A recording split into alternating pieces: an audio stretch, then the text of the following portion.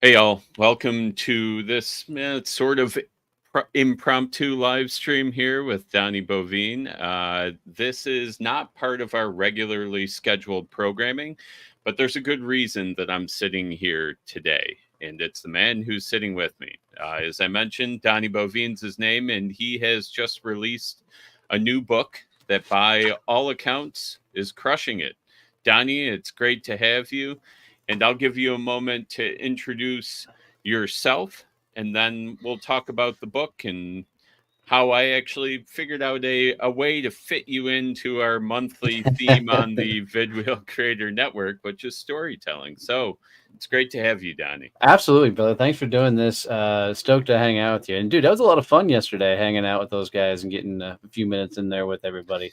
It's a great session what you do. So, Yeah, well, thank you. And yeah, Donnie came by our VCN Zoom meetup, which anybody who hasn't been to one, they're fun, they're informative. It's a chance to meet a lot of like-minded folks. So I'm well, and glad I you had like a the chance. fact that you actually get to network because a lot of times people do that and you get a talking head, you don't get the networking piece. So good on you for getting people to network and interact.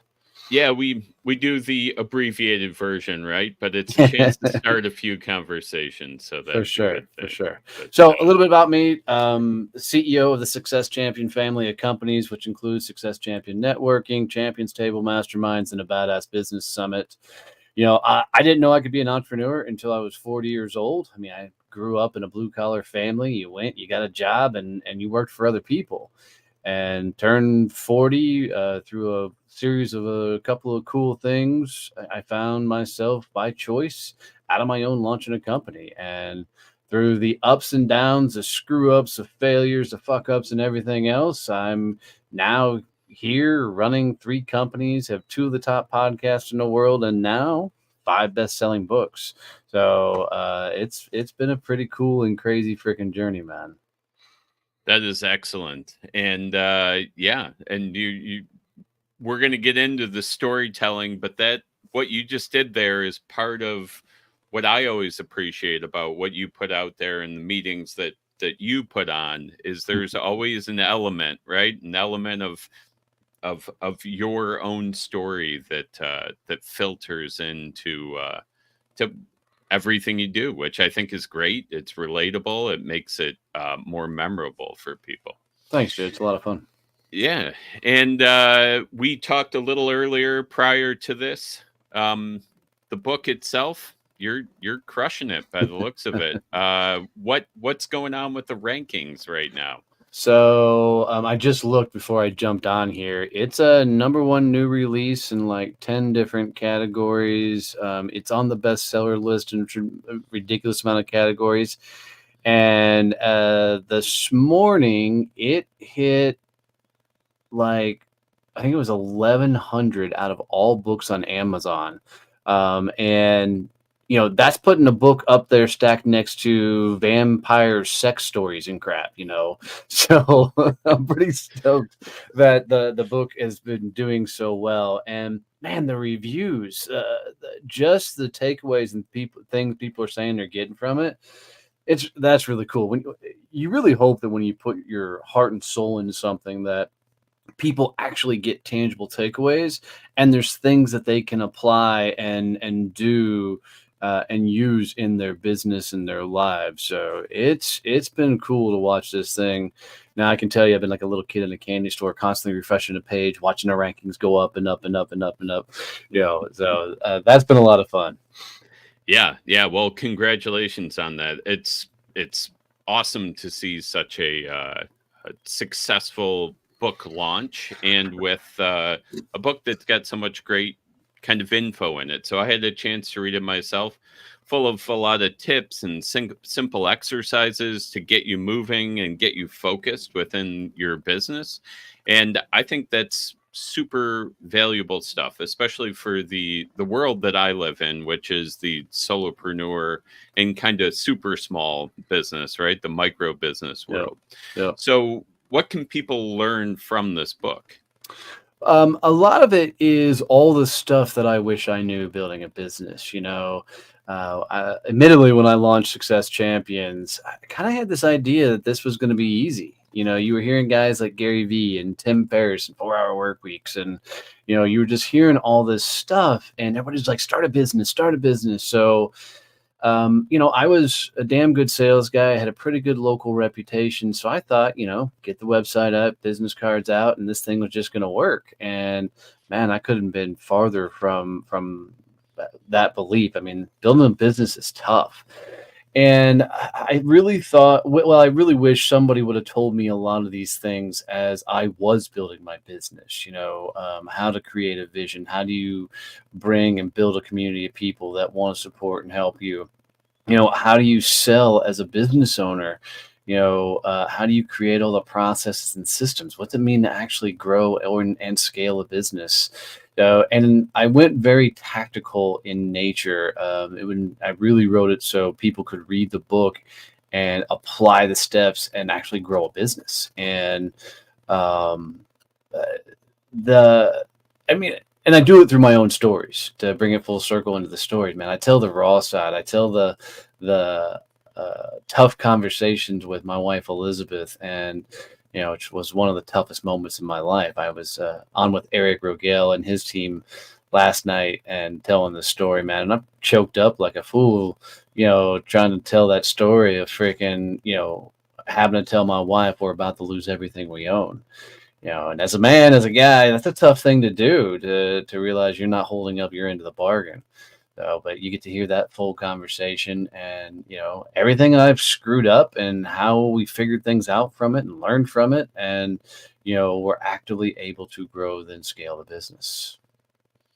Yeah, there are some really powerful stories in there, and that's one that you get to read in the first couple of chapters there. And it takes some guts on your end to put that type of content out there, but I think it's powerful because that's something that folks can relate to. Like, to go further down what you were saying about the myth of starting a business and how easy it'll be.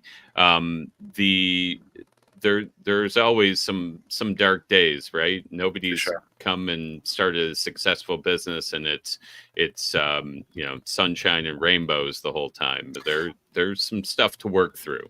Well, and I also think as entrepreneurs, we're notorious for making ourselves into an island, right? We don't want other people to know how bad it is, because our friends and family, they don't understand why we're doing. They're like, just go get a job, and figure this stuff out. And anybody who's launched a business knows that at some point you become unemployable. It's not that you couldn't get a job, it's just you're broken forever going back and working for somebody. And people don't get that unless they've been through the journey. And so and that, I think, that's one of the biggest takeaways I want people to find is, find your tribe, find your people that are going to lift you up, support you, as you go through this, because otherwise you couldn't really get your teeth kicked in.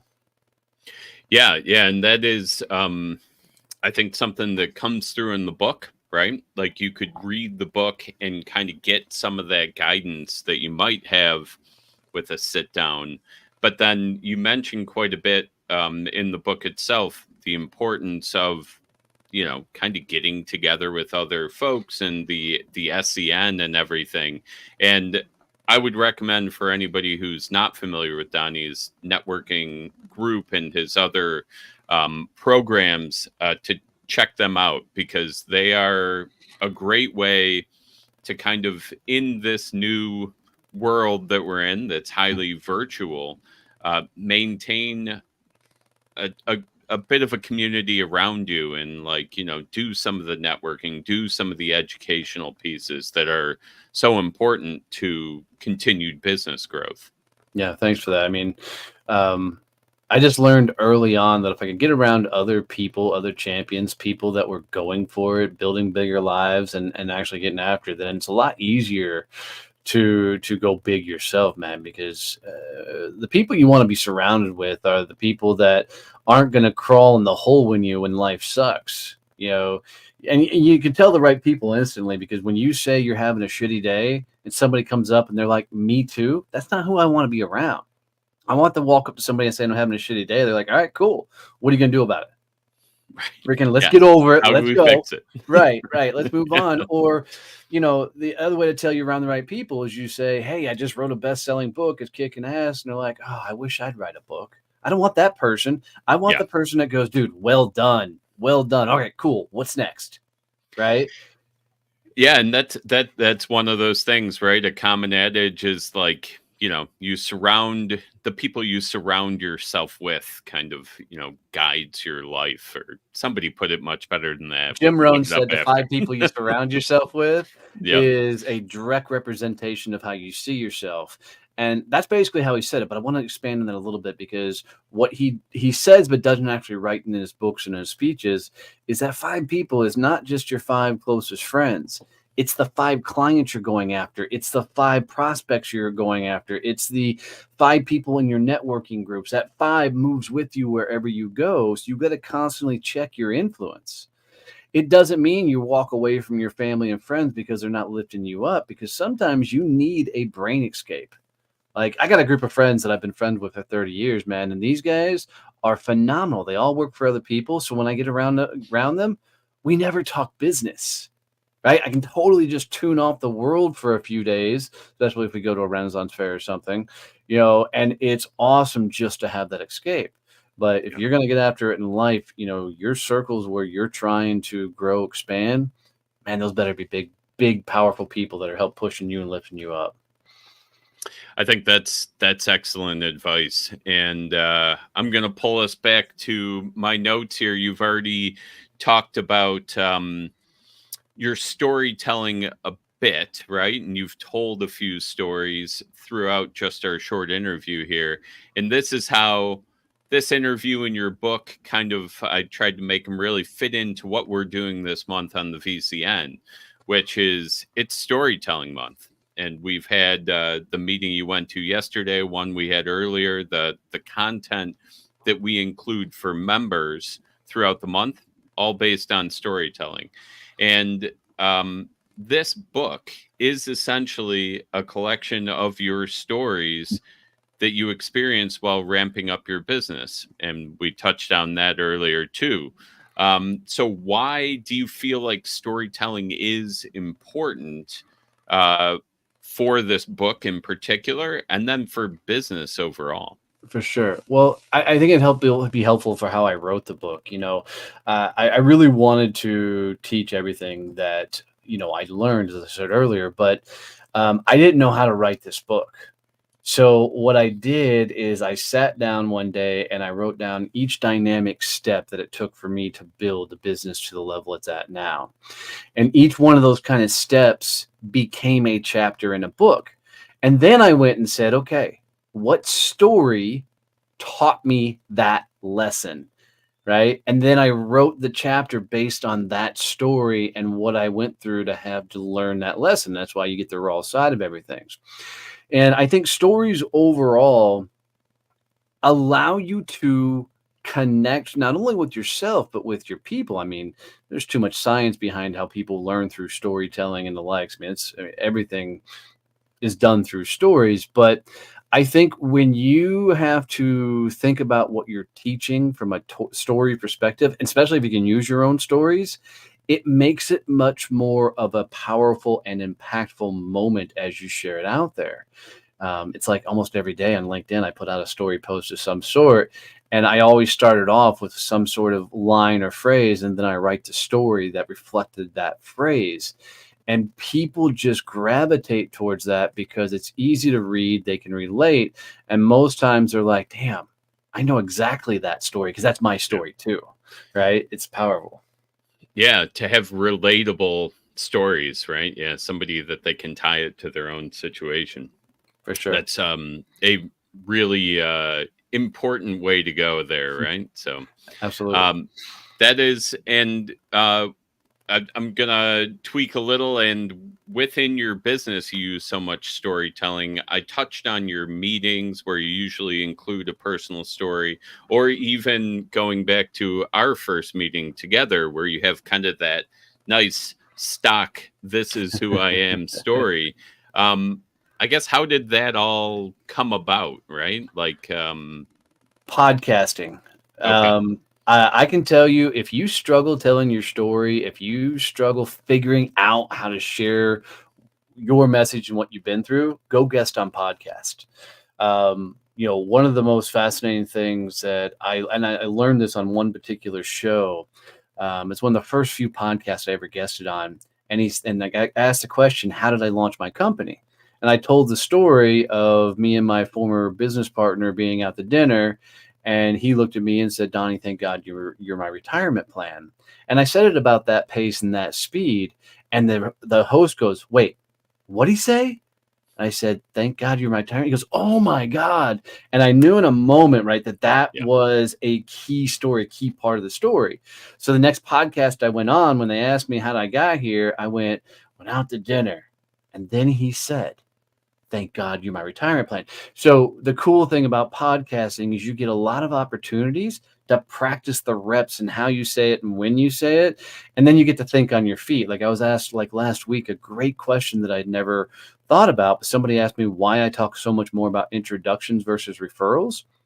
And I had no answer for it because I'd never thought about it. But I was interviewed on a podcast, so I had to think quick on my feet. And I went, well, a referral, that leads to a one-time transaction, like a one-time sale. But an introduction could lead to thousands of sales.